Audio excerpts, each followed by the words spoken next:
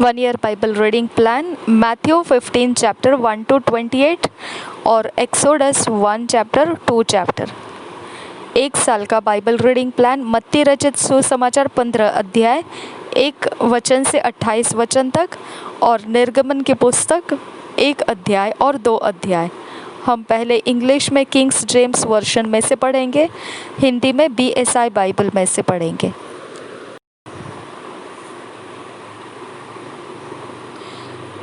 Matthew 15 chapter first verse से पढ़ना है। हम इंट्रोडक्शन पढ़ेंगे। God's commandments and man's traditions, what defileth a man etcetera. First verse से, Then came to Jesus scribes and Pharisees which were of Jerusalem, saying, Why do thy disciples transgress the tradition of the elders? For they wash not their hands when they eat bread. But he answered and said unto them, Why do ye also transgress the commandment of God by your tradition? For God commanded, saying, Honor thy father and mother, and he that curseth father or mother, let him die the death. But ye say, Whosoever shall say to his father and his mother, It is a gift by whatsoever thou mightest be profited by me, and honor not his father or his mother, he shall be free. Thus have ye made the commandment of God of none effect by your tradition. Ye hypocrites, well did Esaias prophesy of you, saying, This people draweth nigh unto me with their mouth, and honoureth me with their lips, but their heart is far from me. But in vain they do worship me, teaching for doctrines the commandments of men. And he called the multitude and said unto them, Hear and understand. Not that which goeth into the mouth defileth a man, but that which cometh out of the mouth this defileth a man. Then came his disciples and said unto him, Knowest thou that the Pharisees were offended after they heard this saying? But he answered and said, Every plant which my heavenly Father hath not planted shall be rooted up.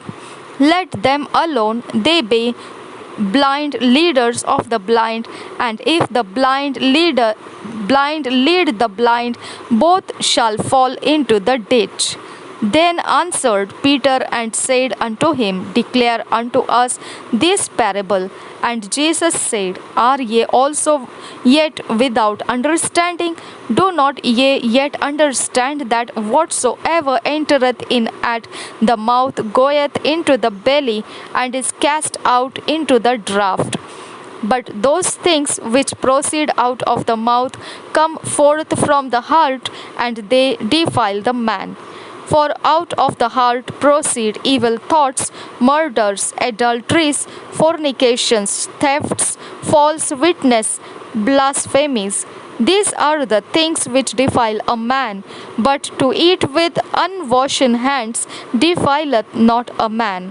Then Jesus went thence and departed into the coasts of Tyre and Sidon. And behold, a woman of Canaan came out of the same coasts and cried unto him, saying, Have mercy on me, O Lord, thou son of David. My daughter is grievously vexed with a devil. But he answered her not a word. And his disciples came and besought him, saying, Send her away, for she crieth after us. But he answered and said, I am not sent but unto the lost sheep of the house of Israel. Then came she and worshipped him, saying, Lord, help me. But he answered and said, It is not meet to take the children's bread and to cast it to dogs. And she said, Truth, Lord, yet the dogs eat of the crumbs which fall from their master's table.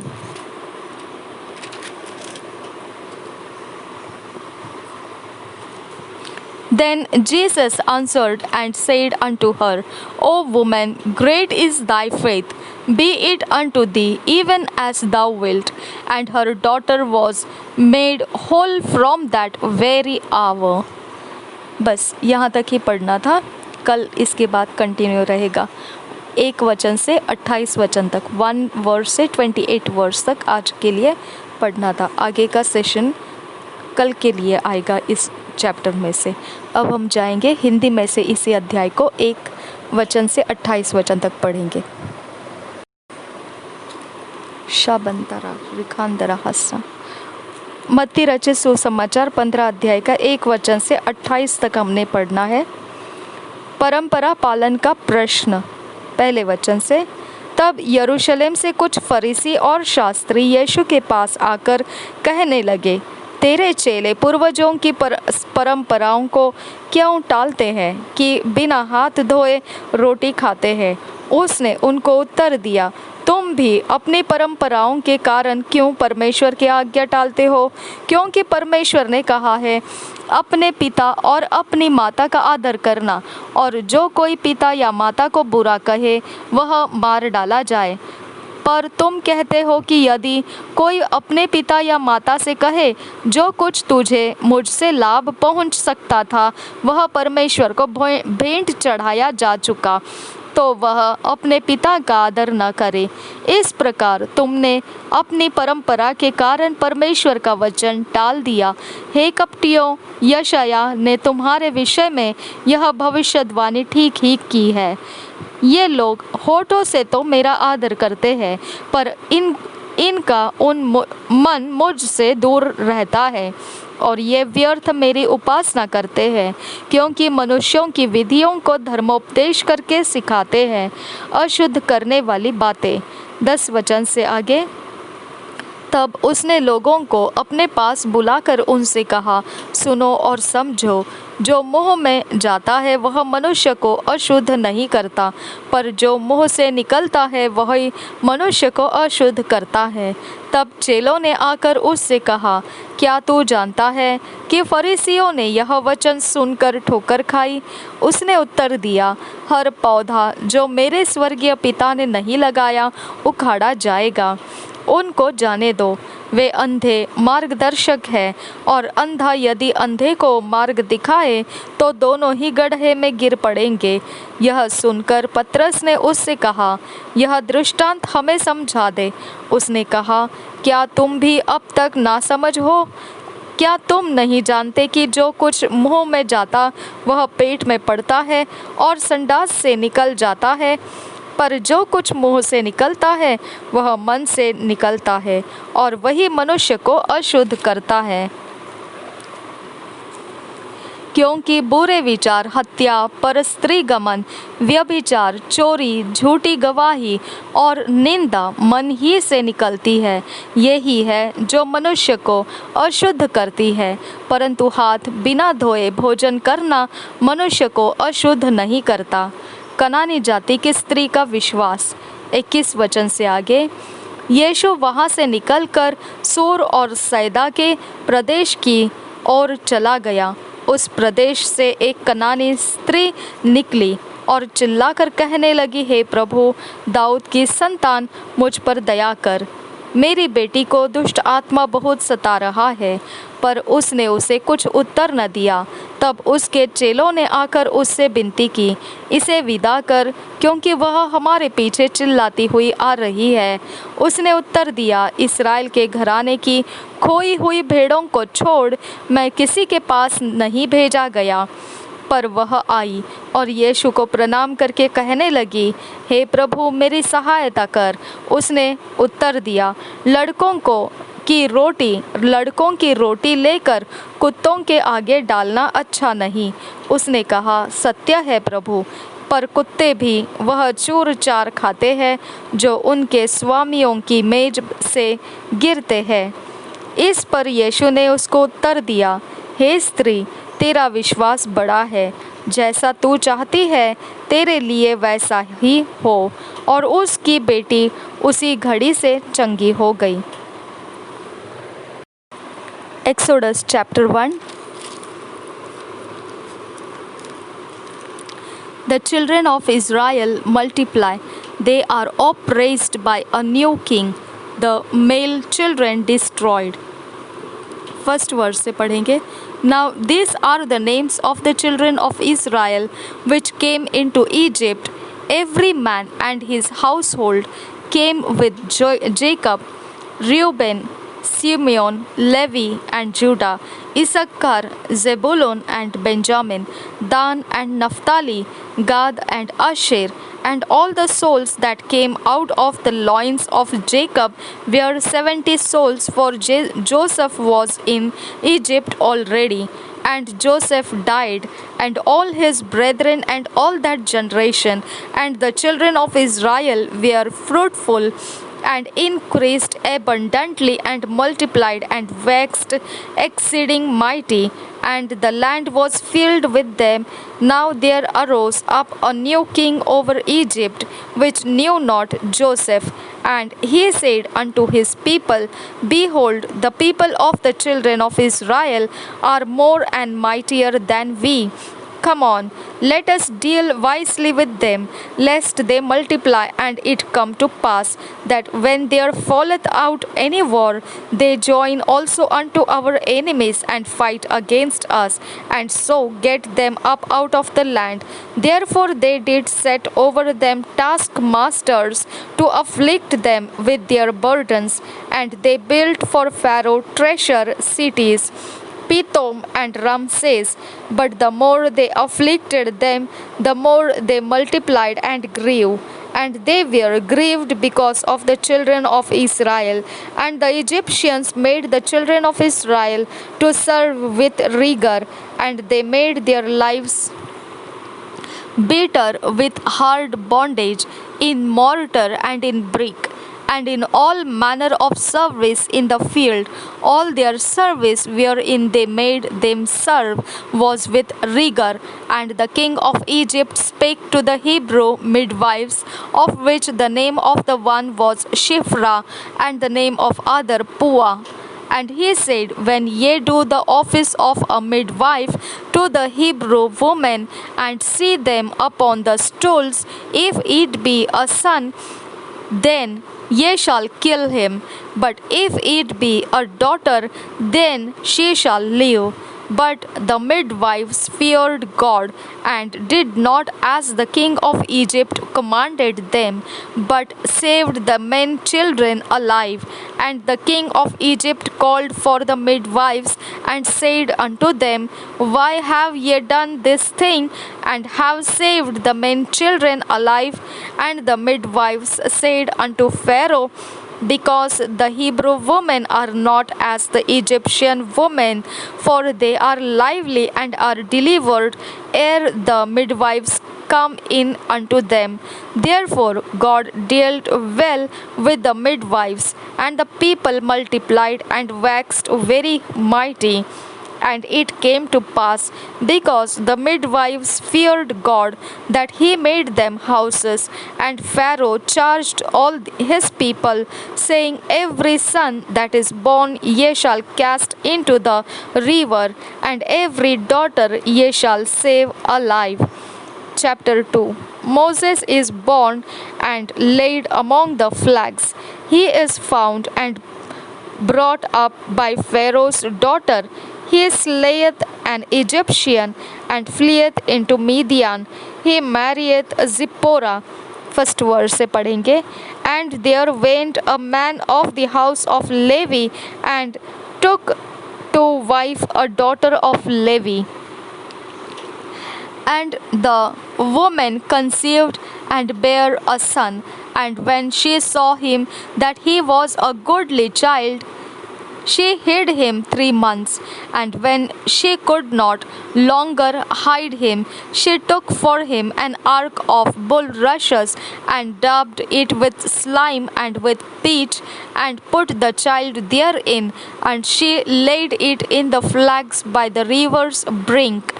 And his sister stood afar off to wit what would be done to him. And the daughter of Pharaoh came down to wash herself at the river, and her maidens walked along by the river's side. And when she saw the ark among the flags, she sent her maid to fetch it. And when she had opened it, she saw the child, and behold, the babe wept. And she had compassion on him, and said, This is one of the Hebrews' children. Then said his sister to Pharaoh's daughter, Shall I go and call to thee a nurse of the Hebrew woman, that she may nurse the child for thee? And Pharaoh's daughter said to her, Go. And the maid went and called the child's mother. And Pharaoh's daughter said unto her, Take this child away and nurse it for me, and I will give thee thy wages. And the woman took the child and nursed it, and the child grew, and she brought him unto Pharaoh's daughter, and he became her son. And she called his name Moses. And she said, Because I drew him out of the water. And it came to pass in those days, when Moses was grown, that he went out unto his brethren, and looked on their burdens, and he spied an Egyptian smiting an Hebrew, one of his brethren. And he looked this way and that way, and when he saw that there was no man, he slew the Egyptian and hid him in the sand. And when he went out the second day, behold, two men of the Hebrews strove together. And he said to him that did the wrong, Wherefore smitest thou thy fellow? And he said, Who made thee a prince and a judge over us? Intendest thou to kill me, as thou killedst the Egyptian? And Moses feared and said, Surely this thing is known. Now when Pharaoh heard this thing, he sought to slay Moses. But Moses fled from the face of Pharaoh, and dwelt in the land of Midian, and he sat down by a well. Now the priest of Midian had 7 daughters, and they came and drew water and filled the troughs to water their father's flock. And the shepherds came and drove them away. But Moses stood up and helped them, and watered their flock. And when they came to Reuel their father, he said, How is it that ye are come so soon today?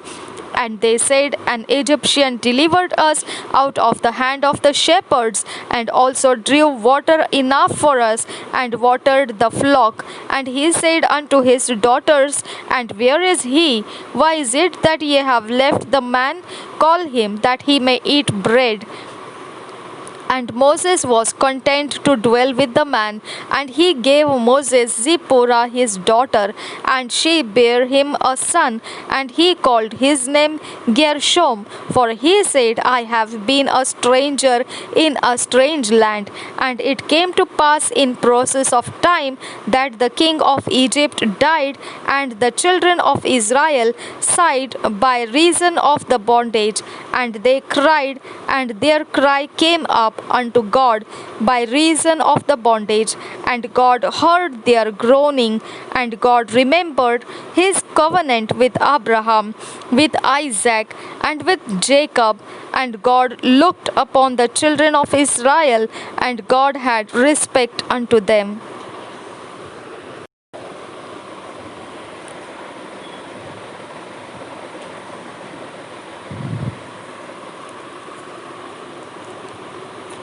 निर्गमन पहला अध्याय। मिस्र में इसराइलियों की दुर्दशा। पहले वचन से, इस्राएल के पुत्रों के नाम जो अपने अपने घराने को लेकर याकूब के साथ मिस्र देश में आए, ये है: रूबेन, शिमोन, लेवी, यहूदा, इस्साकार, जबूलून, बिन्यामीन, दान, नप्ताली, गाद और आशेर। और यूसुफ तो मिस्र में पहले ही आ चुका था। याकूब के निज वंश में जो उत्पन्न हुए वे सब 70 प्राणी थे।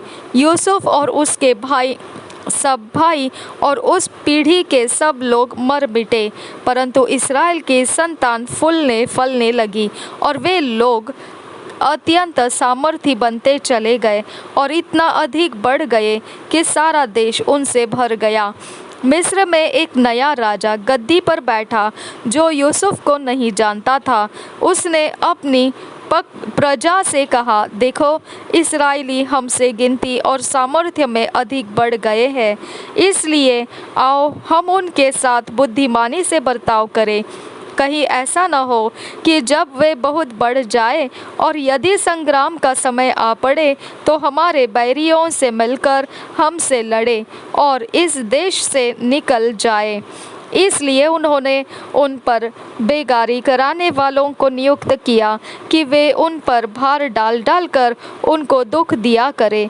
और उन्होंने फ़िरौन के लिए पितोम और रामसेस नामक भंडार वाले नगरों को बनाया, पर ज्यों-ज्यों वे उनको दुख देते गए त्यों-त्यों वे बढ़ते और फैलते चले गए। इसलिए वे इस्राएलियों से अत्यंत डर गए। तो भी मिस्रियों ने इस्राएलियों से कठोरता के साथ सेवा करवाई और उनके जीवन को गारे, ईंट और खेती के भांति भांति के काम की कठिन सेवा से दुखी कर डाला। जिस किसी काम में वे उनसे सेवा करवाते थे उसमें वे कठोरता का व्यवहार करते थे।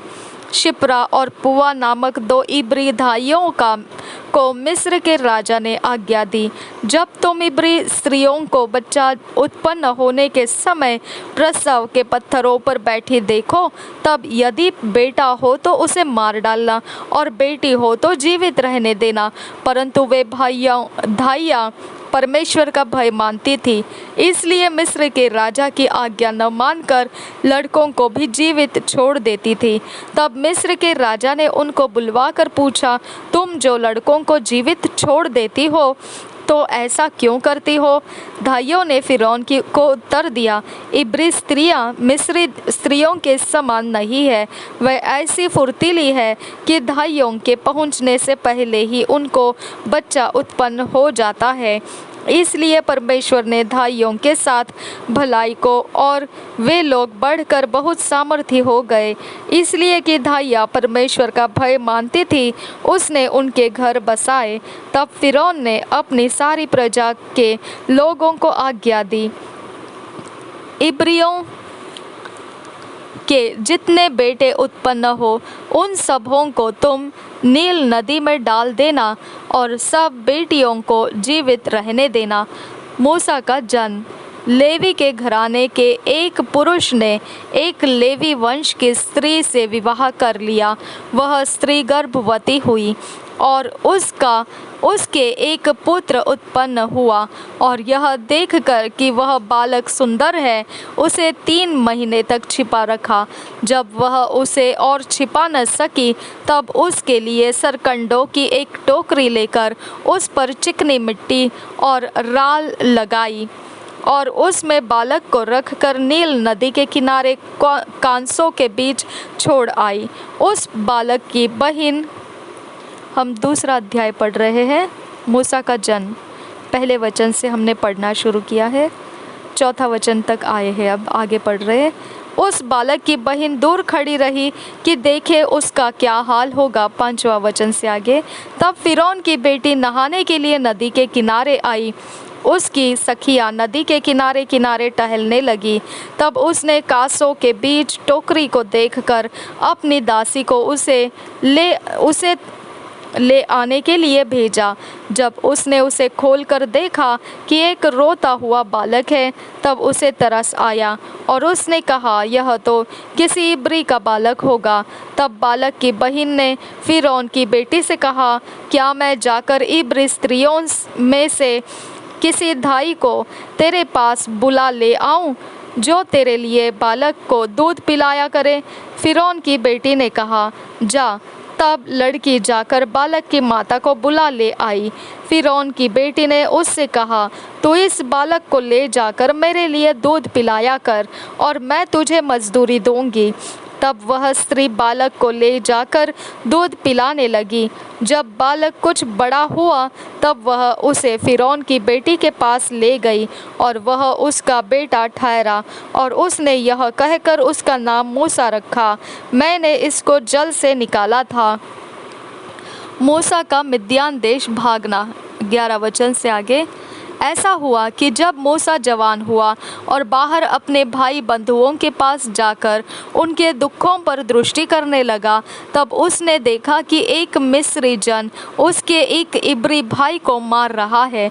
उसने इधर उधर देखा कि कोई नहीं है, तो उस मिस्री को मार डाला और बालू में छिपा दिया। फिर दूसरे दिन बाहर जाकर उसने देखा कि 2 इब्री पुरुष आपस में मारपीट कर रहे हैं। उसने अपराधी से कहा, तू अपने भाई को क्यों मारता है? उसने कहा, किसने तुझे हम लोगों पर हकीम और न्यायी ठहराया? जिस भांति तूने मिस्री को घात किया, क्या उसी भांति तू मुझे भी घात करना चाहता है? तब मूसा यह सोचकर डर गया, निश्चय यह बात खुल गई है। तब फ़िरौन ने यह बात सुनी, तब मूसा को घात करने की युक्ति की। तब मूसा फ़िरौन के सामने से भागा और मिद्यान देश में जाकर रहने लगा, और वह वहाँ एक कुएं के पास बैठ गया। मिद्यान के याजक के 7 बेटियां थीं, और वे वहाँ आकर जल भरने लगी कि कठौतों में भर के अपने पिता की भेड़ बकरियों को पिलाए। तब चरवाहे आकर उनको हटाने लगे। इस पर मूसा ने खड़े होकर उनकी सहायता की और भेड़ बकरियों को पानी पिलाया। जब वे अपने पिता रूएल के पास लौटी, तब उसने उनसे पूछा, क्या कारण है कि आज तुम इतने जल्दी लौट आई हो? उन्होंने कहा, एक मिस्री पुरुष ने हमको चरवाहों के हाथ से छुड़ाया और हमारे लिए बहुत जल भर के भेड़ बकरियों को पिलाया। तब उसने अपनी बेटियों से कहा, वह पुरुष कहाँ है? तुम उसको क्यों छोड़ आई हो? उसको बुला ले आओ कि वह भोजन करे। और मूसा उस पुरुष के साथ रहने को तैयार हुआ। उसने उससे अपनी बेटी सिप्पोरा का विवाह कर दिया। उसके एक पुत्र उत्पन्न हुआ। तब मूसा ने यह कहकर, मैं अन्य देश में परदेशी हूँ, उसका नाम गेरशोम रखा।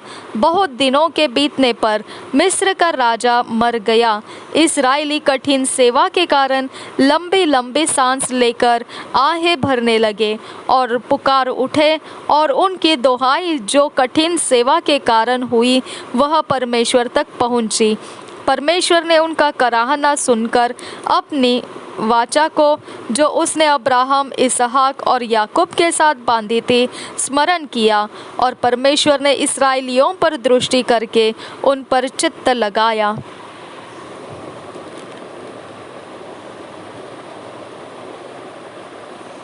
Two years Bible reading plan।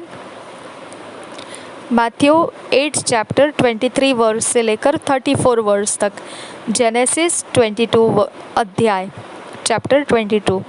और हिंदी में हम इसे इस प्रकार से बोलेंगे, मत्ती रचित सुसमाचार 8 अध्याय का 23 वचन से 34 वचन तक, और उत्पत्ति 22 अध्याय। 2 साल का ये बाइबल रीडिंग प्लान है। हम ये बाइबल रीडिंग प्लान जो 2 साल का है वो अपने व्यक्तिगत समय में इस्तेमाल करेंगे बाइबल स्टडी के आधार से।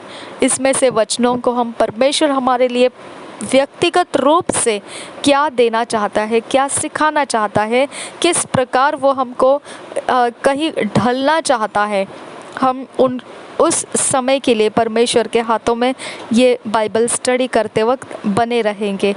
और जैसे जैसे हम ये 2 साल का बाइबल रीडिंग हर समय हम अभ्यास करने में इस्तेमाल करेंगे, वैसे वैसे हमारा विश्वास एक रूप लेता हुआ जाएगा, और वैसे वैसे हमारे जीवन के काम, स्वभाव, चरित्र सब कुछ में बहुत बड़ा फ़र्क पड़ता जाएगा। और सामर्थ्य में तो बिल्कुल भी एक ज़बरदस्त नया अभिषेक, नए सामर्थ्य से आप देखना शुरू करेंगे लाइफ को। इसके लिए हम 2 साल का बाइबल रीडिंग प्लान ये साल हम अपने व्यक्तिगत समय के लिए इस्तेमाल कर रहे हैं। हम अकेले में बैठकर ये पढ़ेंगे और अभ्यास करेंगे, नोट्स निकालेंगे, परमेश्वर जो देना चाहता है वो वचनों को लिखेंगे। प्रचार अगर मिलते हैं इसके ऊपर तो हम प्रचारों को सुनेंगे, पुस्तकें पढ़ सकते हैं। अगर पुस्तकें हैं, किताबें हैं आपके पास ये वचनों को समझने के लिए, आप उनमें से इसके विषय में पढ़ते हुए जाना है। तो ये 2 साल का बाइबल रीडिंग प्लान का हमने बाइबल स्टडी में इस्तेमाल करना शुरू किया है। प्रभु यीशु हम सबके साथ बना रहे। आमीन, आमीन, आमीन।